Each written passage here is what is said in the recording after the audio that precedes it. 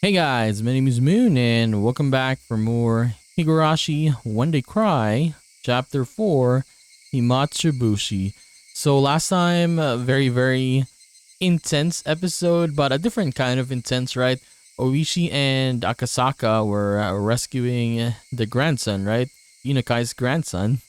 And they were successful, but in the end, Akasaka got shot, but he's gonna be okay, of course. So let's continue. Yes.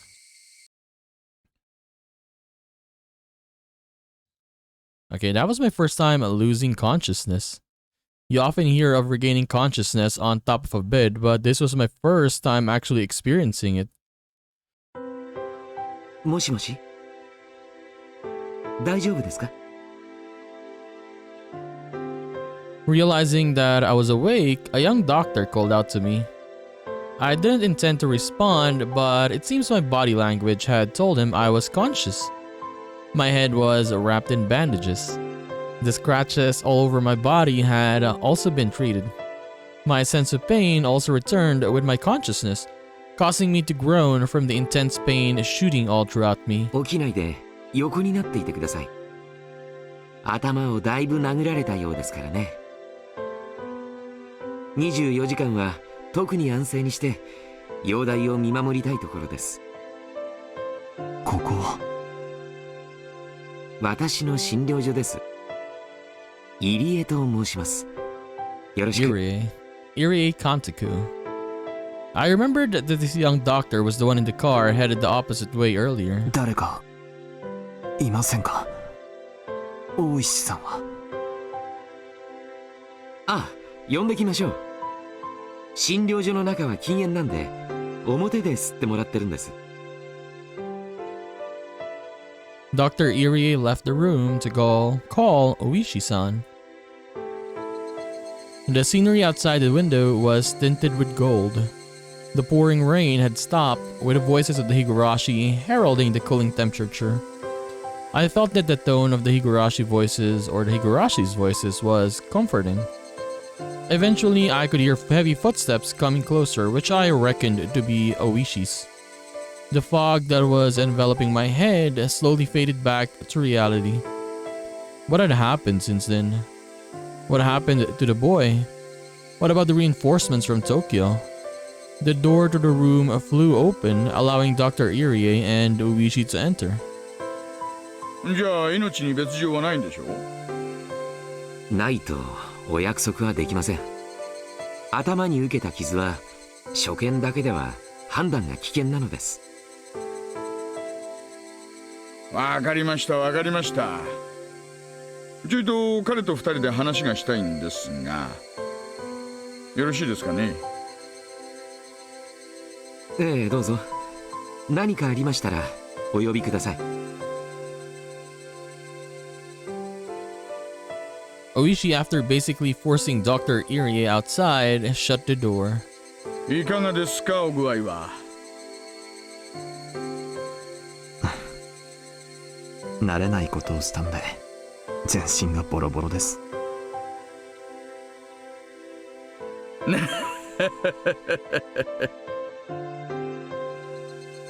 Oishi brought over a folding chair that was leaning against the wall and sat down beside the bed. 犯人たちは逮捕されましたか？残念ながらとっくに県外へ逃げたか村人にかくまわれているかのどちらかでしょうね。まあ逃がしやしませんが。I mean, could you even identify who they are? 大臣の孫は署で保護しています。ただ東京のあなたのご同僚から一切の聴取は取るなと釘を刺されたらしいですよ。しげちゃんが憤慨してましたっけ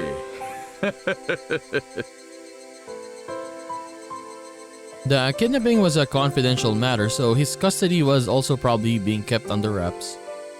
How the kidnapping of the prince or the minister's grandson would be handled, how it would be covered up, treated like it never happened, would be handled by the brass. If this case ended without the nation going into an uproar about it, then our job had been done. The possibility that the minister had negotiated with the perpetrators couldn't be ruled out. But something like that was no longer my concern. My role in this case was over. ご迷惑をおかけします。公安ってやつはいやらしいところだって思ってるでしょ。思いません思いません。お互い日の丸から給金もらって仕事してるだけですよ。Ooshi laughed boisterously. When we first met, I was somewhat prejudiced against Ooshi, but now that feeling was gone completely. 今回の事件隠さないで大元にしてくれた方がこっちは都合がいいんですけどね。そうすれば黒幕の園崎本家に少しは迫れるんですが、まあ適当に迫ったところで圧力がかかるんでしょうがね。やれやれです。大石さんは園崎本家に今後も戦いを？まさか。いろいろと黒い噂こそ絶えませんがね。園崎家に恨みがあるわけじゃありませんので、君子危うきに近寄らない方がいいんですよ。ね。Ooshi laughed happily, and I couldn't help but laugh along. あ、そうだそうだ。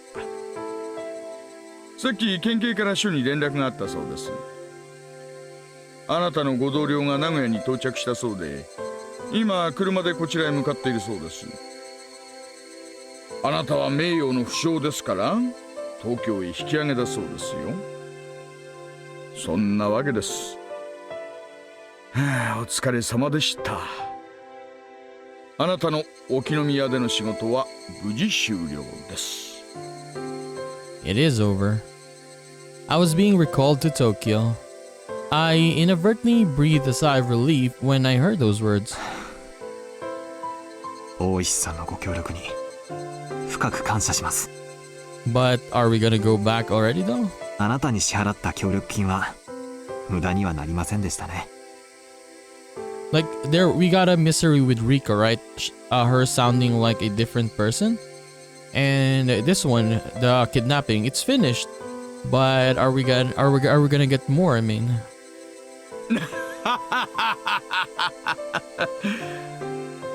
あら、冗談のつもりだったんだけどな。Ooshi took out his wallet, casually pulled out several large bills, and jammed them into the breast pocket of my shirt. これは協力金の返済じゃないですよ。私からあなたへのお小遣いです。この辺は地酒がうまいんでね。東京へのお土産にこいつで買っていくといいでしょう。Ooshi flashed me a grin. もしもあなたの傷が軽いようなら東京へ帰る前にぜひ声をかけてくださいよ。林さんも佐藤さんもぜひあなたともう一度宅を囲みたいと言ってましたからね。やれやれ。参ったな。今度はこっちも小細工抜きです。純粋に楽しもうじゃないですか。よく言いますよ。原則の警官があんなに濃い様ができるなんて世も末です。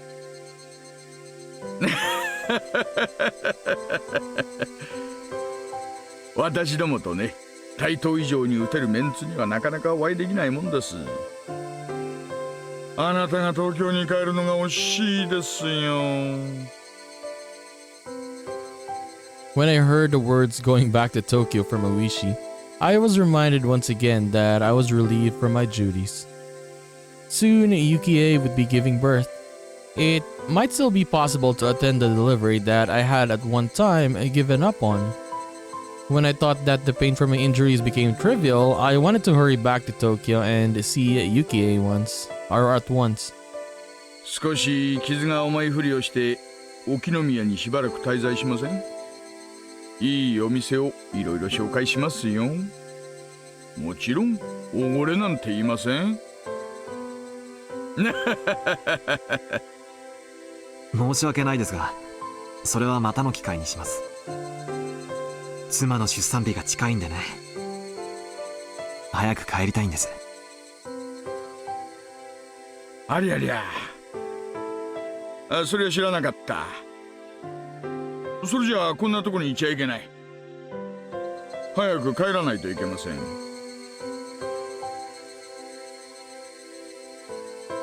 For a while after that, Ooshi asked all sorts of questions about my wife, teasing and bantering with me.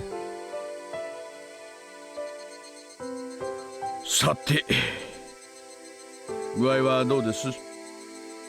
おきれいそうですか？ええ、おかげさまで悪くないです。立って歩いても全然平気ですよ。I stood up and shuffled around for a bit, which seemed to amuse Ooshi. いえいえ、ひなみ沢の病院では落ち着かないでしょうと思いまして。入江の先生は一晩泊まらせたいみたいなこと言ってますが、犯人もまだ捕まってませんし、一応ここはあなたにとっては敵地になりますからね。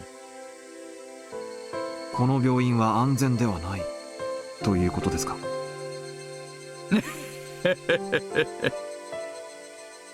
まあ、入江の先生も多少は社会的信用のあるお人です。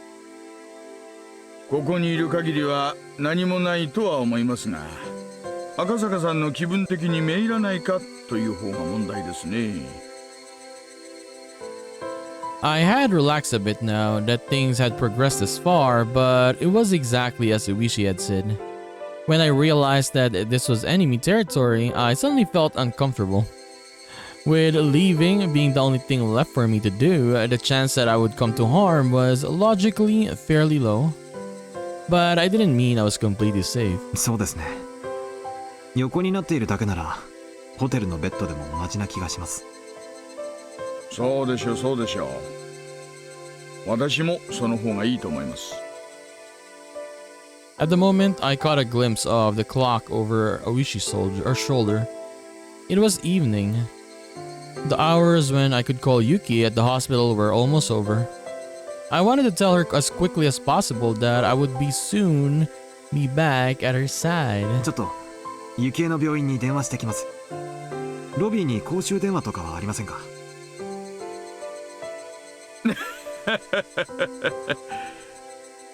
新婚さんはそういうの豆だな。確か会計の脇にあったと思います。ここで待ってますから、いってらっしゃい、いってらっしゃい。Oishi, laughing while saying that he was jealous, opened the window and pulled out a cigarette even though he was in the hospital room. Appreciative at how considerate Oishi was, I set out to the lobby to find the phone. The lobby was just a short distance down the hallway from the hospital room. I thought that this hospital was a bit too grand for a village like this, but of course it was nothing compared to the general hospital Yuki was admitted to. I mean, this is a small clinic at a village, come on. Running inside a hospital wasn't the best of manners, but calling hours would soon end, so I dashed over in a hurry. There was nobody else in the lobby. It may have been evening, but there was nobody at the reception desk. Well, this might be be lucky for me, yeah. I wasn't planning to have a conversation to feel guilty about, but it would still be embarrassing to have someone listen to the conversation between me and Yuki. Taking a quick look around, I soon found the payphone. Digging around in my pockets, I grabbed a few coins. I was calling Tokyo from here, so I would burn through this amount fairly quickly. I picked up the receiver and inserted the coin and then dialed the number for UK's hospital, which I had completely memorized at this point. The number for UK's hospital had a lot of 8s and 9s, so dialing it inevitably took some time. Normally, it would be a big deal, but currently, any time was precious. However, I felt that something was strange as I was dialing in the number. I don't know exactly how to put it, but it was as if the receiver was too quiet. That unique white noise from the telephone line wasn't there. Somehow I felt that I wasn't getting any feedback from the phone, and without feeling a response, I hang up the receiver to try again. The coin popped out from the return slot. I reinserted the coin and began dialing once again, but the receiver was still dead silent. なんだこれ。断線でもしてるのかな。 While I was wasting time like this, the amount I had to spend talking to Yukie shrunk. I began to feel needlessly impatient. すみません。 I felt the presence of someone on the other side of the glass, so I called out. There was an immediate response, and a man who seemed like a pharmacist came over. はいはい。どうなさいましたか？すみません。この電話の調子がおかしくて。ちょっと見てもらえますか？ The man came over and tried testing various things with the receiver pressed to his ear. Come to think of it, this was someone who worked at the hospital, not someone from the phone company. Just as I didn't know much about phones, neither would he. あれ？なんだこれ？ The man held up the cord that connected the phone to the wall. It was completely severed. なんだこれ？ Okay, here we go. Mystery again. 参ったな。これじゃ電話会社の人に直してもらわないとどうにもならないですね。電話でしたら事務室のを使います？ I didn't want the people in the hospital office around while I was talking. 近所に公衆電話はありませんか？ここを出て道なりに行くと商店街に出ます。そこのどこかの角のタバコ屋にあったような気がするな。行けば見つけられると思いますよ。I was dressed in a hospital gown. I was wearing sandals on my feet. My head was wrapped in bandages, and just looking at me, you could tell I was a hospital patient. No matter how you looked at it, I was not dressed to be wandering outside. But that's where the impetuousness of youth came in. Choosing the chance to talk to Yukie for even a little longer, I headed outside in my current state. Follow the road to the shopping district. Should be able to find one soon enough. With only those two lines as my guide, I ran outside the gates of the hospital. With the village nestled in a valley, when the sun set, it got dark quickly. With the sparse streetlights lit up enough to start attracting moths. The Higurashi, knowing the time for the chorus was soon at close, redoubled their fragile cries. Finding the payphone wasn't as easy as the person at the hospital had suggested. Was it still up ahead? Did I miss it already? Was I just getting farther away? Just as I was about to be crushed by the wave of uncertainty towering over me, I found a shop in the corner with cigarettes written on a small sign. My joy spurned me onwards. Just as I had heard at the hospital, sat next to the counter of the cigarette shop was an antiquated payphone. I wasn't wearing a watch, so I didn't know what time it was. I probably didn't have much have much left though. But it was enough. Just as long as I could tell Yuki my job was done and I would be coming home soon. Weren't we here? I think with Rika, right? On the earlier episodes. By the way, morning time back then. Picking up the receiver, I slid the coin down the slot. But I felt something was strange, just like at the hospital. It's gonna be cut again. Even after inserting the coin, the phone showed no response. I hung up the receiver and tried putting the coin in one more time. But there was absolutely no response. The phone was dead. It couldn't be. Thinking that, I felt the long cord that protruded from the back of the phone. Doing that, my hands found the end of a completely severed line yet again. What is this? Having now had the same thing happen twice, my bafflement was accompanied by a sense of unease. Of course though. It seemed that the cord had been severed cleanly by a sharp blade of some sort. And I may be mistaken, but it didn't look like much time had passed since it was cut. すみません。すみません。 Opening up the booth window of the tobacco shop, I looked for someone in the dimly lit interior. Eventually, there were the sounds of somebody plodding down some stairs and an old lady appeared. The old lady's plodding and lethargic steps for some reason only served to make me more frantic. タバコですかいね。小さまでねんとわがねのじゃ。タバコを買いたいわけじゃないんです。この電話が。Realizing that the phone was broken and asking them to take a look at it, I was going to, it was going to get me nowhere. I swallowed back my words. この電話が壊れてるみたいなんで、別の公衆電話があるところを教えてもらいたいのですが。The old lady moved her jaw up and down, slowly as if chewing on the meaning of my words. It seemed that she wouldn't understand until she had digested things thoroughly. 電話壊れてますかいね。そんな難儀だわ。他の公衆電話を当たってください。The old lady directed me to another payphone that seemed quite a ways away. Her way of telling me was so long-winded that I inadvertently started to get impatient. At that moment, I spotted a clock in the dim interior of the store. The minute hand was just about to point straight up. Even if there was a phone right here that I could use, I would only be able to tell Yukie good night with the time I had left. On top of that, my destination was a remote payphone which I didn't know the exact distance to. If I was of a normal state of mind, deciding to give up the phone today would have been the natural thought process.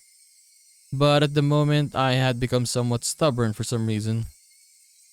Unable to use the phone in the hospital, and coming out of here, and still being unable to use one, there was no mistaking that I had become quite insistent on using a phone.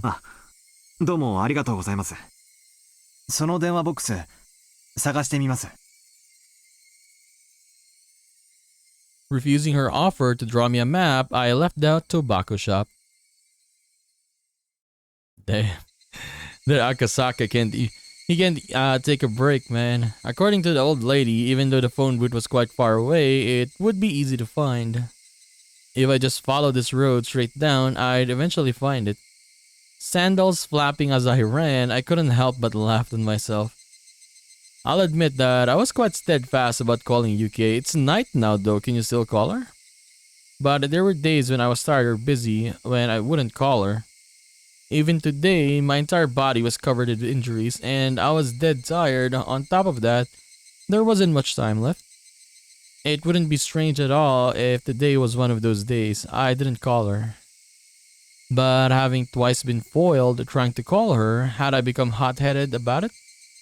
Was I like a dog who was being told to stay with a piece of food dangled in my face? 何やってんだろうな。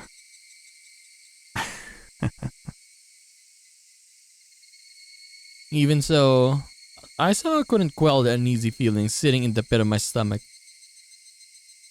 It was like that with the hospital phone and the same with the one at the tobacco shop. Both cords were definitely not severed from being frayed by long years of use. The clean cuts indicated that someone had taken something sharp and deliberately cut them. But who and for what reason? The more I thought about it, the more uneasy I felt, so I tried to push the thoughts aside. How much had I run so far? The scenery around me was no longer that of a shopping district with residential buildings scattered about the lonely road. The surroundings had already grown dark. I was blatantly out too far for a quick phone call, and it was quite obvious I was far removed from the hospital. I recalled the clock I saw at the tobacco shop. It might also be time. I had run for quite a bit, so my breathing had grown quite ragged. If I had just wanted to hear Yuki's voice, I should have just thrown away my reservations and borrowed the phone in the office. I regretted it a little. Yeah, he should have just used the phone in the office. Just talk to Yuki a little bit. You're not gonna say something important to her. You're just gonna ask her how she's been, right? Well then, was it about time to give up? Just when I thought about that, I saw a light in front of me. I had finally found it. It was a phone booth. It seemed that the light in the phone booth had recently been changed as it shone with a vivid white light. Although in the gloom of Inamizawa, it was nothing more than gathering spot for moths. But in any case, I had finally found it, yes. As my hand touched the door of the phone booth, I realized that I was breathing and sweating heavily. I didn't know what time it was right now, but even if it was just for a moment, I might be able to get in touch with my Yukie. Since I had spent all this effort getting here, turning back without giving it a try was out of the question. Before I picked up the receiver, another wave of uneasiness washed over me. I was worried that this phone cord might be severed as well. How was the cord in this phone booth? Squatting down, I followed the bundle of cables as they ran along the corner into the ceiling. At a glance, nothing was out of the ordinary. I ran my fingers as far as I could along the line to check it out. The only thing they found was a thick layer of dust. Nothing out of the ordinary.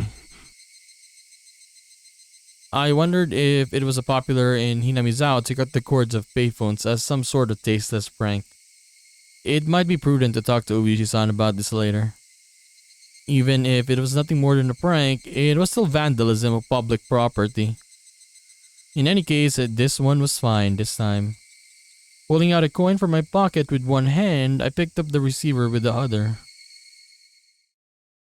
But this time, before the receiver even reached my ear, I felt something was off. Yet again.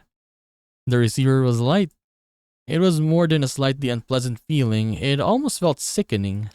To verify the source of my displeasure, I peered at the receiver in my hand with a measure of reluctance. なんだよ。これ。 The coiled cord that connected the receiver to the rest of the phone had been ripped apart, the tip of the cable swaying in the air. It was all I could do to restrain myself as a raw and unpleasant feeling worked its way up to the small of my back. It was a type of dread. At the moment, I heard the crunch of somebody stepping on gravel. The light was reflecting off the glass walls of the booth, leaving me unable to see the outside in the darkness. I steeled myself and stepped out of the phone booth.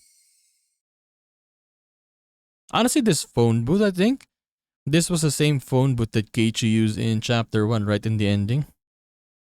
The inside of the booth was lit, that strong light, which might have made it warmer in here. Just stepping outside, I could feel a chill wash over me. And there was the silhouette of a person. A small silhouette. Rika. 君は The long hair of that silhouette was blown about by the cool breeze. 怪我人が病院を抜け出してはいけないのですよ。 Somewhere in my head, I knew who this girl was. I didn't have any basis for it, but I knew that she was that girl. ねえ、赤坂。 She, Rika Furude, said that almost like it was a warning. 君が電話のコードを。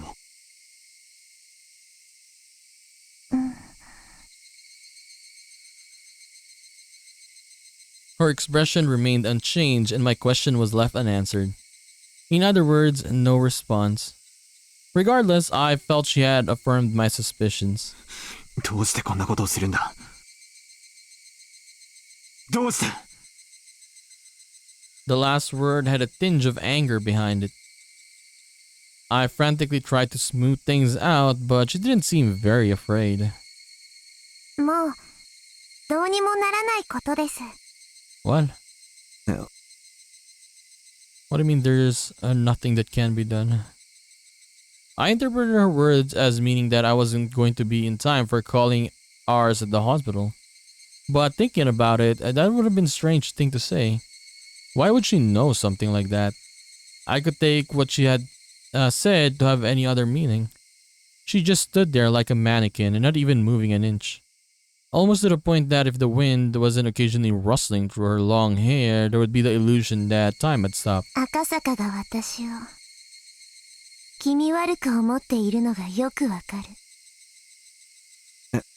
ああ、いや、そんなことないよ。 I mean, yeah, it's gonna be very, very creepy, man. A little girl from a village talking to you like she's an adult, right? My denial came out almost like a bad piece composed for a poetry slam. But her words were right on the mark. I had always felt something ominous and uncanny about her. Ever since her strange threats at the shrine.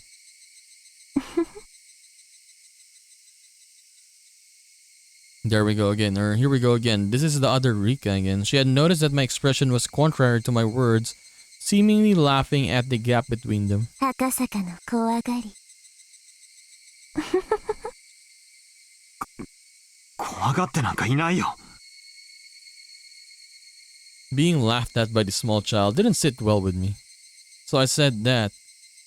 もう電話を探しても手遅れの時間です。 Like, look at this. Different voices, man. そうだな。 She didn't even have to say it. I was absolutely too late. I cannot wait for the all-cast review for this chapter, man. I can't wait. I might have already missed calling hours by the time I reached this phone booth. I was too late. I had no option but to give up for today. Once I decided that, my unhealthy obsession with phones suddenly faded. Even I thought that it was strange that I was that obsessed. That strange obsession now gone, I began to laugh at how hopeless I was. I mean, just look at what I was wearing. It wasn't normal. A hospital gown and sandals. My head wrapped in bandages and my body completely soaked in sweat. It was a wonder that the old lady at the tobacco shop wasn't surprised to see me. With wanting to hear Yuki's voice as my motive, I had trepsed around the town the entire evening. And I didn't know whether to call it follies of the youth or simply plain embarrassing. In any case, it was all I could do but to laugh at myself. もうこれで今夜赤坂がすることは何もないです。そうだな。もう何もないよ。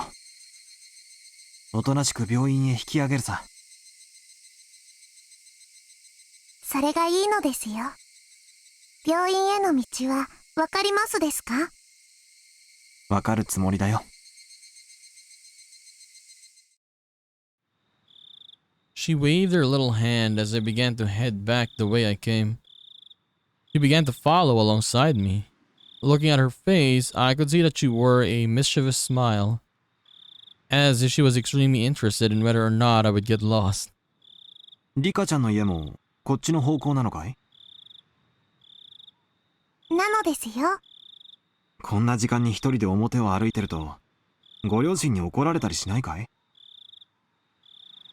別に怒られませんです。今日はご両親は忙しい日なので、僕のことなど忘れていますですよ。それでも帰った方がいい。きっと怒るよ。それでも赤坂とおしゃべりする方が面白いのでいいのです。She said that with a face free from worry as she looked up to me once more and smiled. When she showed me that smile, that eerie feeling surrounding her faded. But even then, she was still as mysterious to me as ever. We arrived at the corner I had turned at earlier. But it was much darker than before, and with a point of view change on a return trip, I wasn't very confident that this actually was the corner I turned at. There's no mistake, it had to be this corner. As I began to move my feet again, the girl grabbed my clothes. 赤坂は病院へ戻るのではないのですか？もちろん戻るつもりだよ。道間違えた？ A short moment of silence. Eventually, still holding onto my clothes, as she began to walk. It was the beginning of the walk to the hospital this mysterious girl would take me on. Higurashi, when they cry.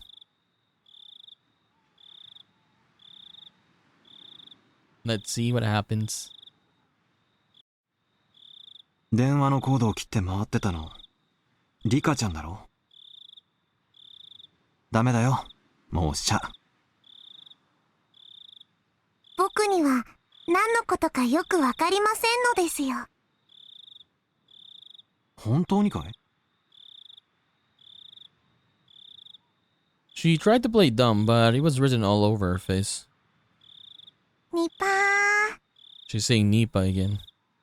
It was obviously she was trying to laugh it off, but that adorable smile of hers just made me want to forgive her. I'm going to be a horrible father, aren't I? That momentary lapse in tension was erased by her next words. 孫、無事に見つかってよかったです。 How did she know that? I'm not able to respond right away. I sunk into silence. I had already learned this from Sato-san's info, didn't I? This girl, no, the entire village knew everything since the moment I set foot in it. I considered playing dumb, but in the end, I chose not to. With everything being known already, there was no point in me feigning ignorance. True. Just say it. なんとかね。それはよかったです。これで東京に帰れますですよ。ありがと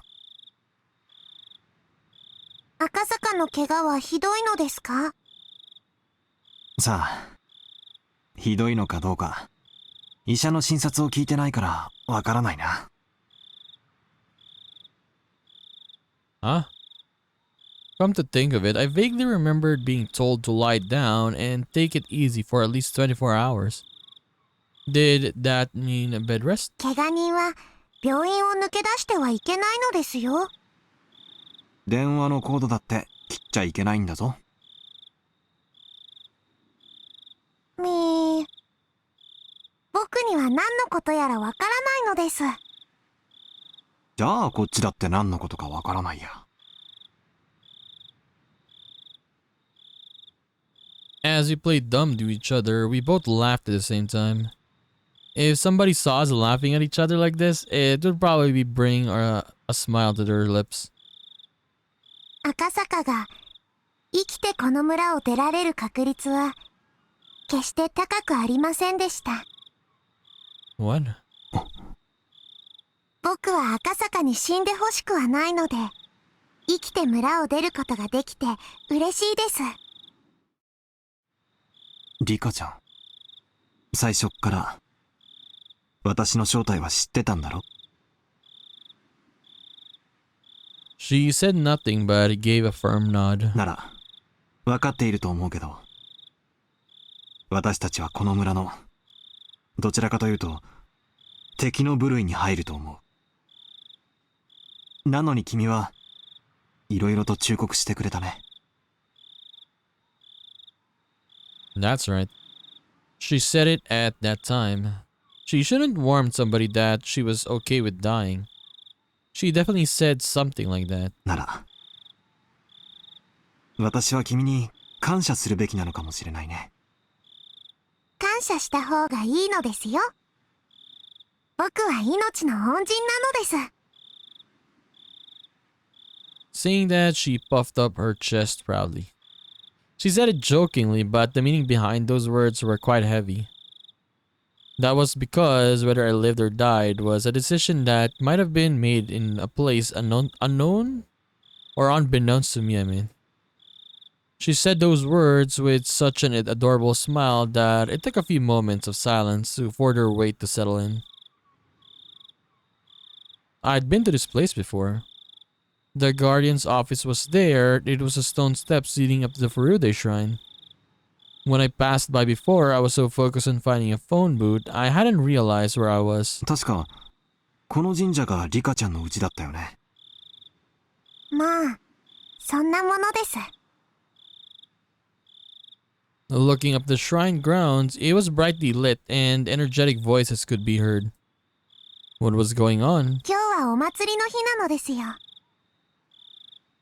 お祭り？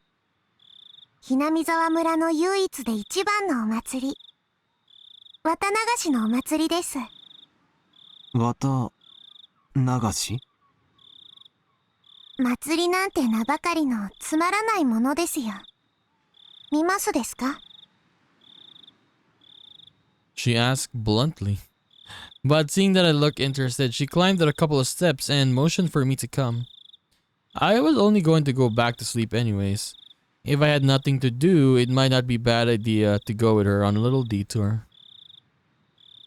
In the hostile territory that this was this village, I didn't know what would happen if I ventured down a side road without Oishi. Even though I thought of the village like that when I was with this girl, I forgot all about it. In any case, even without anything to back it up, I felt that as long as I was with her, none of the ill will from the village would befall me.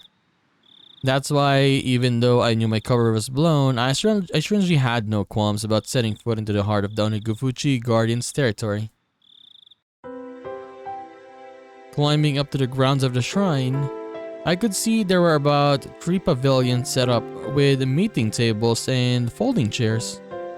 The old folks from the village, no, the executives of the Guardians, were already quite drunkenly sharing another round of drinks. I could only see it as people from the village council drinking while enjoying the evening air.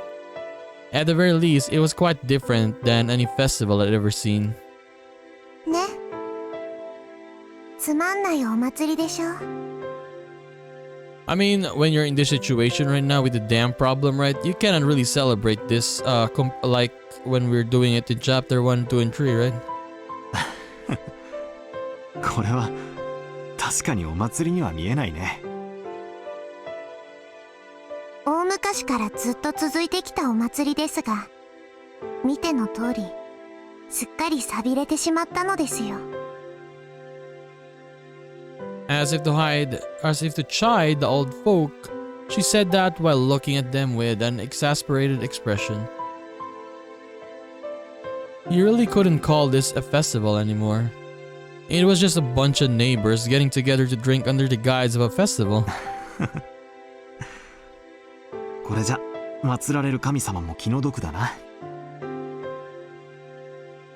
こんなみっともないお祭りも5、6年もすると村中が総出でやってきて、 5 or 6 more years. ちゃんと儀式も真面目にやる立派なお祭りになるのですよ。Yeah, in five years, it's gonna be better. What she said was not so much wishful thinking as it was telling the future that had already been determined. She wasn't even predicting it, it was almost like she was simply reporting the results. That's how it sounded. Even though it was a basis speculation, the way she said it wouldn't let me interject. It was the same way she talked when she changed. While I struggled to find a word to reply to her, she wandered over to the other side of the grounds, not minding me at all. Not in a state where I could afford to be left behind, I hurriedly followed after her. Passing through a copse of pine trees, a strong and cool breeze ruffled my hair. There, from that one evening, was a splendid observation platform the girl had shown me. As it had grown completely dark, the modest lights littered across the nightscape were providing a different type of scenery. こうして眺めると、この村ものどかそうに見えますのです。She said that with an indifferent look on her face. 君は先日、この村は絶対にダムに沈むことはないと、そう断言したね。She didn't reply, seemingly relishing in the feeling of the wind blowing through her hair. あれは、あの時点でもう、大臣が要求に応じていたという意味だったんだね。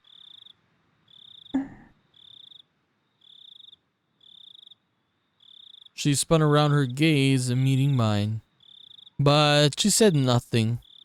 She spoke nothing that would neither confirm or deny what I had just said. 多分、今回の事件は闇から闇へ葬られる。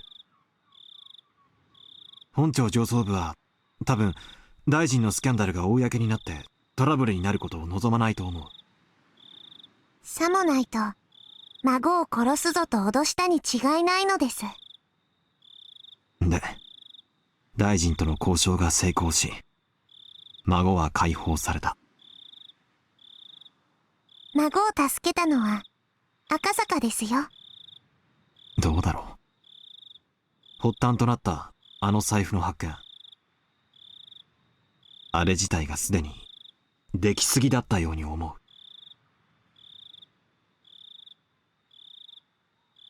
Ever since the moment that wallet was discovered, I felt something odd. What if Rika-san or Rika-chan found the wallet, right? Oishi-san or Oishi said it as well, that the Sonozaki family had given the order to release the hostage, meaning that our little manhunt was a farce to begin with. Come to think of it, I punched Dick and had a gun pointed at me. I felt like they put up quite a fight, but that might have all been a part of a good performance. Once the negotiations were successful, they couldn't just say, or here you go, and return the minister's grandson right to his doorstep. They knew that the public safety had realized that this was a kidnapping case and were moving in on it. That's why, due to the actions of public safety, their grandson was able to be rescued safely. So the minister didn't give any or in to any unreasonable demands.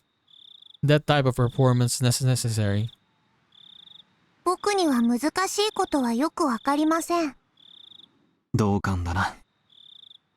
私にだって難しいことはよくわからない。だが、一つ確実なことがある。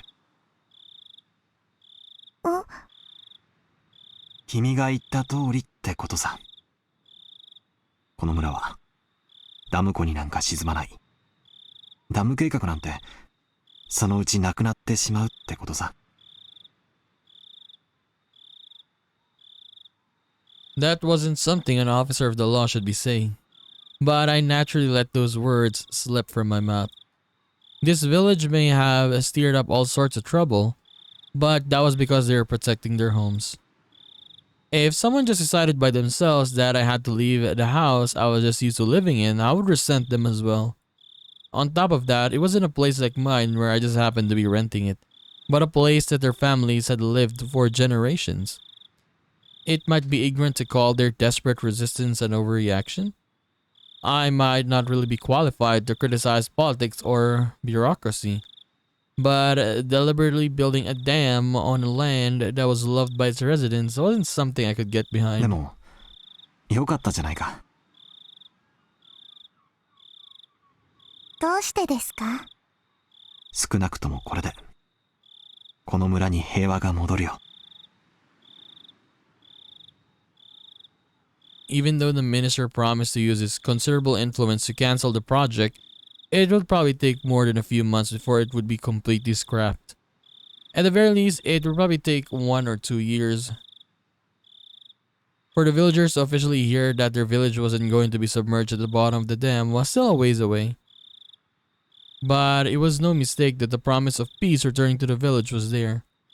It turned out from the beginning to end that it had already been decided. Just as the girl had said, it was decided. There wasn't really a need for me to come here in the first place.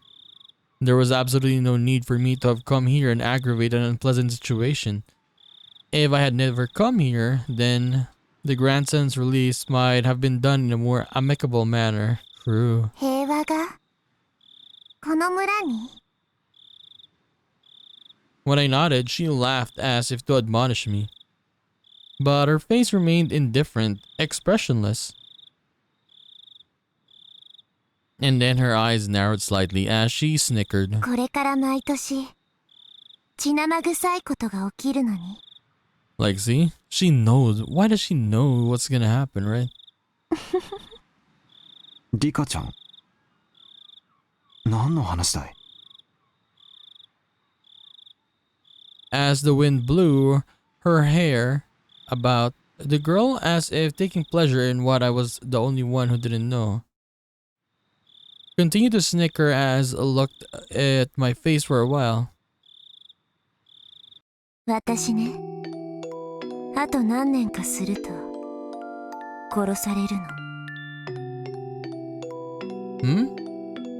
Backlit by the moon, it was hard to tell if her expression had been cast in shadow was smiling, amused, or resigned. リカちゃんがどうして？とても不愉快なことだけど。それも多分決まってることなの。決まっているって、誰がそんなことを決めるんだい？それを私も知りたいの。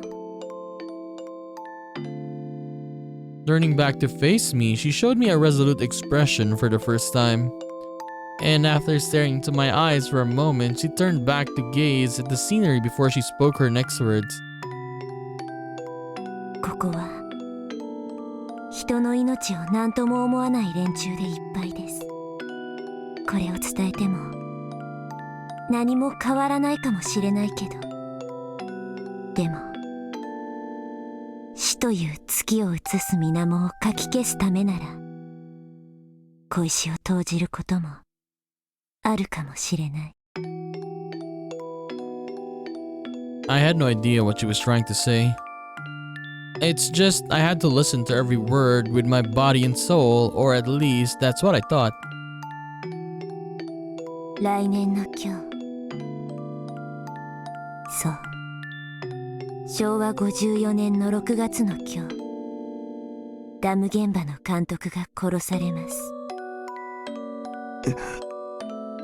So I was gonna start next year, okay, I guess.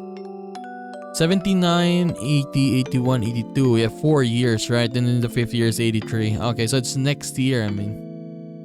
For a moment, I couldn't comprehend what she was talking about. By the foreman, did she mean that gruff old man I played mahjong with? 殺されるって、どうして？ She didn't answer. But she had the same expression on her face as she did when she declared that the dam project would go away. That wasn't the face of somebody making a forecast or a prediction. It was something that was already decided. No. It was if she was already reporting the results, that sort of expression. 恐ろしい殺され方をした後、体中をバラバラに引き裂かれて捨てられてしまいます。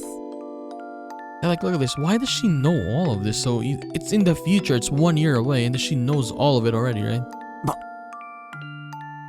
バラバラ殺人。 This is not like how Keiichi is, for example, hallucinating and stuff, right? This is actually gonna happen. But yeah, not now, in the future. 1 year from now, and she already knows it. その翌年の昭和55年の6月の今日、聡子の両親が突き落とされて死にます。 See, she knows Satoko. We haven't even seen Satoko in this chapter. Satoko? It was the first time I heard that name, but I didn't have the courage to interrupt the girl's story. あるいは事故と言うべきかもしれない。 It might be an accident. 不幸な事故。 The girl smiled faintly, but she wasn't exactly encouraging me to smile along with the lifeless look in her eyes. そしてさらにその翌年の昭和56年の6月の今日、私の両親が殺されます。そしてさらに翌年の昭和57年の6月の今日、聡子の意地悪おばが頭を割られて死にます。そしてさらに翌年の昭和58年の6月の今日、あるいはその数日後か、私が殺されます。 Tomitake was like, she didn't mention me. すべての死が予定調和なら、最後の死もまた予定のうちなのでしょうか。でもならばこれは一体誰の予定なの？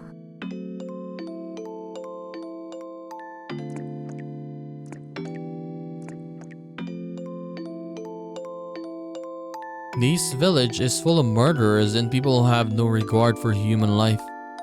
It would be fine to believe that all the deaths up to 1982 would be the work of somebody in the village. It would be fine to believe that all deaths that would occur here were at the discretion of those who control the village. But that didn't explain what would happen in 1983. There was no way that the last death would fit in with anybody's plans. They had no regard for human life. They would use every means at their disposal to meet their goals. But their goals were at odds with the last death. That's why the last death was unrelated to them. But that last death would definitely, most likely, probably, without a question, happen. Probably, definitely, I dare say. The last death would be a merciful one. A handkerchief or something being placed over their mouth, making them lose consciousness, never to wake up again. Exactly whose plan was that? 私は幸せに生きたい。望みはそれだけ。大好きな友人たちに囲まれて楽しく日々を過ごしたい。それだけなの。それ以上の何も望んでいないの。リカちゃん。死にたくない。The girl, stoic as ever, let those last words slip in the end.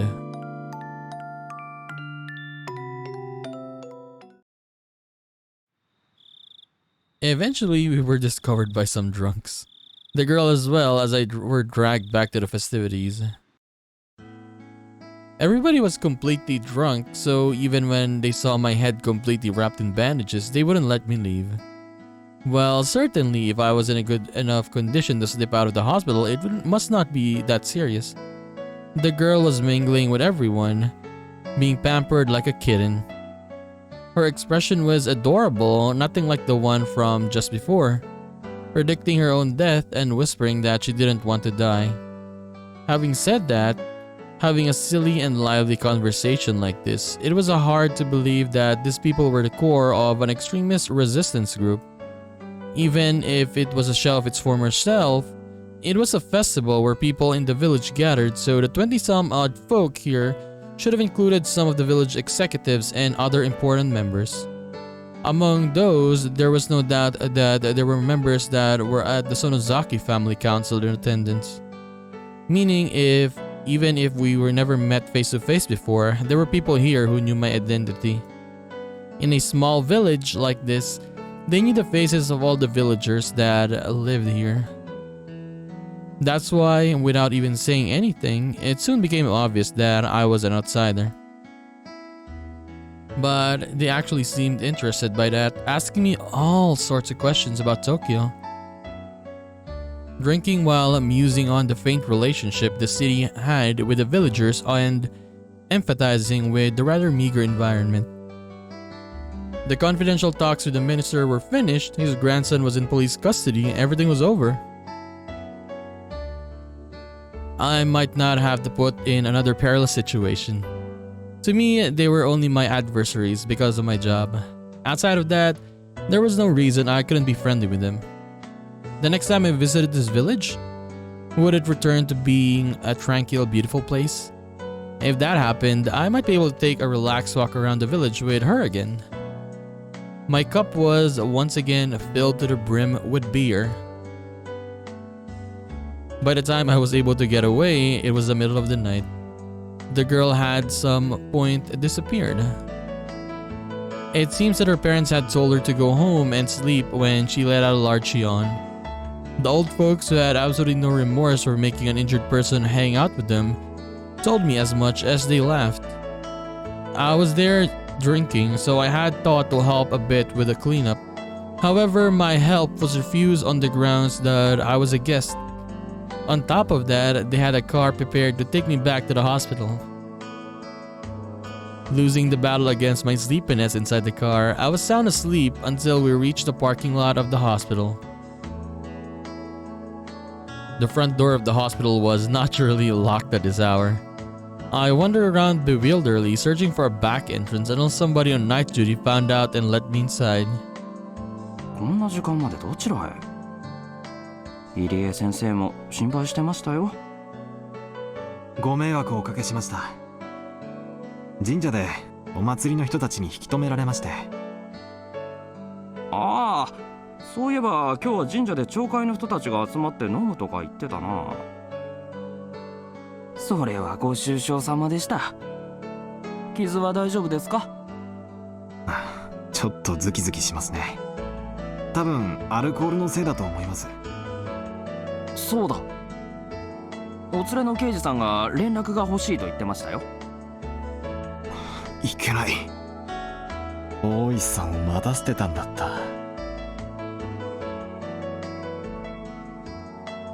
I glanced at the clock. No matter how you looked at it, it was way too late to call him now. I'll apologize to him over the phone. I returned back to my hospital room and slept into the bed that was still unmade from the time I went outside. Oh, that's no good. I had to turn off the lights, but my awareness had cut the cord powering my body, lulling me into a deep sleep. It's over. Okay. Higurashi, when they cry.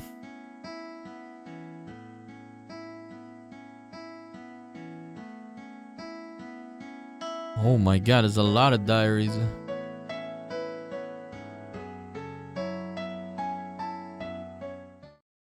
Okay, 1, 2, and 3.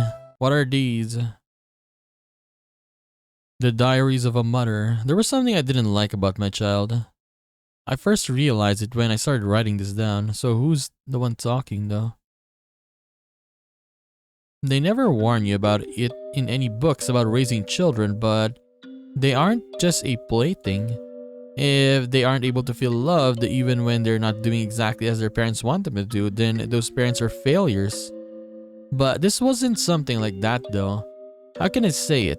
It's probably harder to express with mere words. I just want my child to be average. As long as they weren't falling behind, there wasn't any need for them to excel at something. As long as they acted appropriately for their age, I would have been fine with it. But my child had been different ever since kindergarten. While the children in her class, she's talking about a girl, were running around in excitement about the field trip the next day, she only wore a bored look on her face, aloof and distant. When the other kids broke the equipment for the athletics festival and were apologizing fervently, she only wore a bored look on her face, aloof and distant again. When the teachers were reading a fun picture book, only she wasn't listening. Even if they all got to eat delicious bento, only she wasn't happy. If it was only this, it would still be the realm of understanding. However, what I don't understand about my child is that if the aforementioned situations happened again, they'd now act in a manner befitting their age. I don't understand the principle behind that as a parent. Why were they indifferent about the field trip but happy about this one? Why were they indifferent about that picture book but happy about this one? Why were they indifferent about that bento but happy about this one? The former and the latter in each situation seem exactly the same to me. There was even times when I thought that the former one was better. I mean, most likely they're just not interested, that's why. I don't understand the child's feelings. During parent-teachers meetings, the teacher always says the same thing. And I would always respond that I don't understand my own child and we would mope together. My husband, always the optimist, once said that the young child's feelings are different from an adult, so if there were some things we didn't understand, we shouldn't worry about it. I lamented his lack of urgency. One day, when I was in a good mood, I took the effort to prepare a menu that my child would enjoy.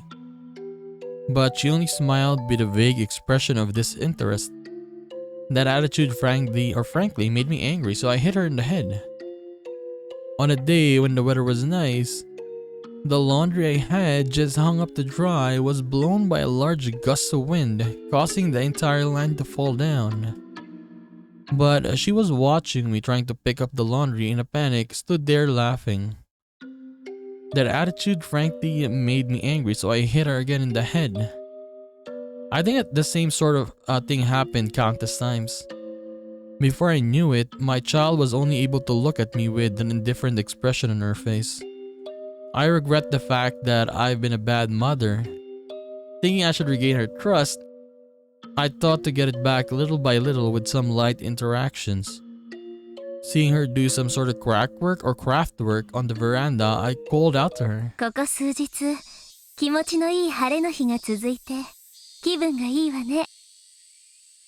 So it was Rika's mom. I was thinking, which mom is this? The child, with that indifferent look on her face I hated so much, looked up to me for a moment, then, without a word, returned to immersing herself in her craft work. Up until now, I would have hit her on the head just for that. I held myself back. 何を作ってるの？お人形さん？てるてる坊主。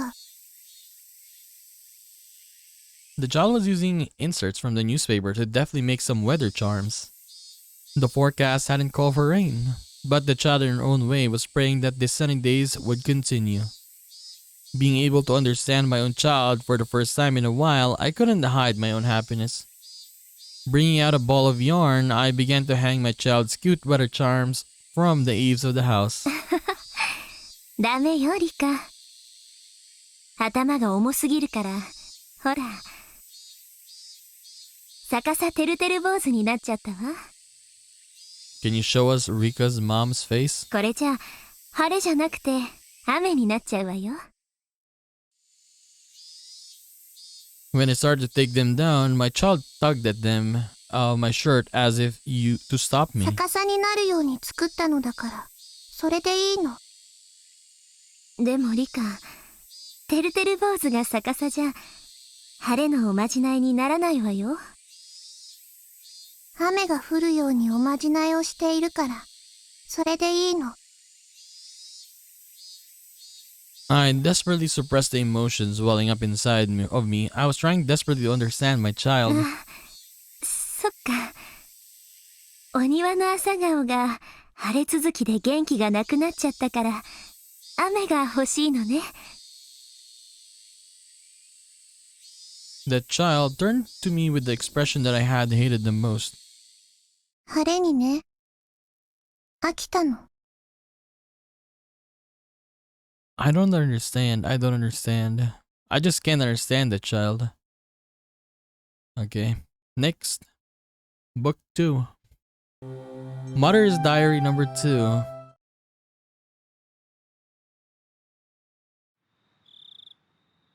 During the family council, she buried herself under Oryu-san's futon again. Oryu-san dotes on her unwaveringly. No matter whatever insolence my child commits, she doesn't mind. Wouldn't you be happy with that though? The leader of the village likes your daughter.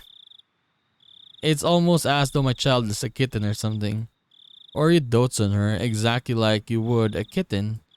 As her mom, I chided her for doing that. Until Oryu-san had said 3 times that it was fine, I chided her as a formality. Of course, she never lends an ear to any of my chidings. Knowing that Oryu-san's standing was far above mine, she behaves like that. I don't like the cunning that's unbefitting of her age either. In any case, not only Oryu-san, but the rest of the old folk in the village spoil her too much. One day, I was surprised. By a chance, on the way back from some shopping, I saw her by herself just outside a candy shop.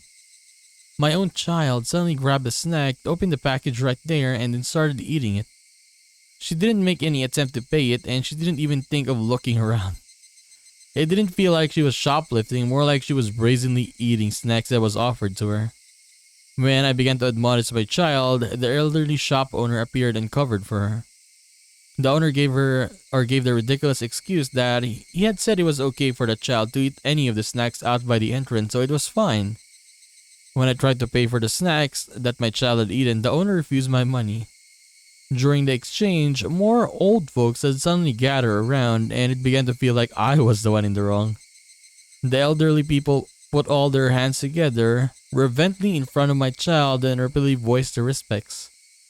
I was born into the Furude family, so it wasn't like I didn't know why she was being treated specially. Okay, so the mom is the one from the Furude family. When I was still young, it was something I heard often from my grandma. If by chance that the child that I gave birth to was a girl, the child would be the living incarnation of Oyashiro-sama. All the other older folks believe she's a living incarnation of Oyashiro-sama and spoil her rotten. And not only did they spoil her, but they even told her that she was the living incarnation of Oyashiro-sama. That she had divine power and threw all sorts of strange folktales her way. So she may have begun to believe herself that she was a special existence. I went around and told everybody that it wasn't good for her upbringing, so stopped telling her all these strange things, but there was no uprooting the elderly people's deep-seated superstitions. I told my child not to listen to them, but it ended up being that she stopped listening to me. Between all the old folks in the village who would dote on her and myself who only scolded her, there was no wonder who she would listen to. There was no mistake that the reason she had become strange was because of the elderly villagers. There was no doubt that they had shoved her full of strange folktales and superstitions since she was young. If it wasn't for that, there was no doubt my child would have been cute and normal.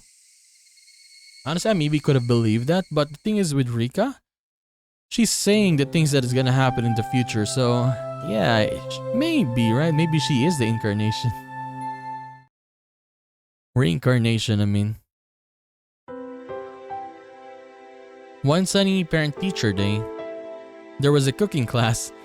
Here we go again. Curry, and my child was making curry rice with a practiced hand. While the other children her age were awkwardly using their kitchen knives, the child was wielding hers deftly. The teacher approached me with a smile on her face, saying it must be a result of learning it at home. I managed to play it off with a vague smile and a nod in response.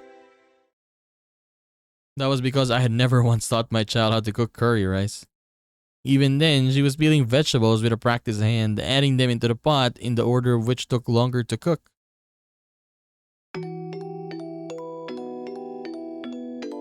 For a normal parent, they might unintentionally clap their hands together, happy at their child's actions. But in my case, it was different. There was no mistaking that somebody had taught her how to make that curry rice when I wasn't taking care of her. Thinking that, I quietly fell into an unpleasant mood. When I asked, it seemed she also could sew and do the laundry. I had never taught her how to do those, and again, never saw her do it around the house. Be it cooking or sewing or the laundry.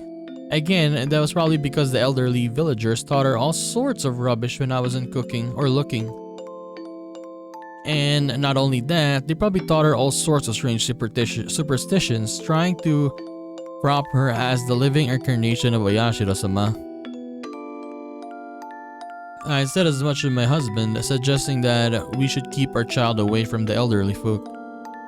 But my husband, who was in the position of being the head priest of the Furude shrine, had little power against the elderly who supported it.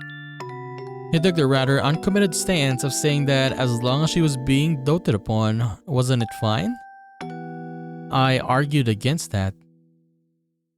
That she was her child and she should be completely a completely normal girl. That what the elderly were expecting, that she was the living incarnation of Oyashiro-sama, was simply odd. The elderly villagers believed that child has divine powers. We would discuss the weather for the following day, but there were many times when I left the house without an umbrella and came back soaking wet. Rather than having clairvoyance that was in just second-hand knowledge from her watching the news all the time, the things that she knew that she shouldn't have known were just a result of people who were trying to indoctrinate her, and the people who were gossiping getting together in the village. However, there certainly were days when everybody thought it was going to be a sunny all day and that the child would certainly not go without an umbrella. It would occasionally rain, and in the end, we would be saved. There might also have been times where Rika knew of major accidents in foreign countries faster than the news did. I thought that she must have heard it break over the radio or something. Knowing things she shouldn't have, something like that, was in front of me right now, wasn't it? The child was making curry rice when there shouldn't have been anybody who taught her how to. No, that couldn't possibly be the case. Somebody had taught her, indoctrinated her. When I wasn't taking care of her, somebody had indoctrinated Rika with something. フルデさんのカレーは大変見事です。先生、花丸をあげちゃいます。Chie-san is already here. ニパー。フルデさんはお料理を誰に習いましたか？やっぱりお家で？はい、お家なのですよ。The other parents in attendance were impressed. Lies, all lies. I didn't teach her anything. Who was it? Who was it? It was a person who had completely indoctrinated my child. She was my normal average daughter, not the living incarnation of a Yashiro-sama.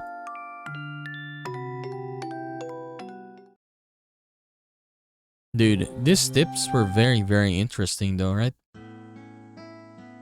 Like, it gave you like maybe some ideas that maybe she is the reincarnation, right, of Yashiro-sama.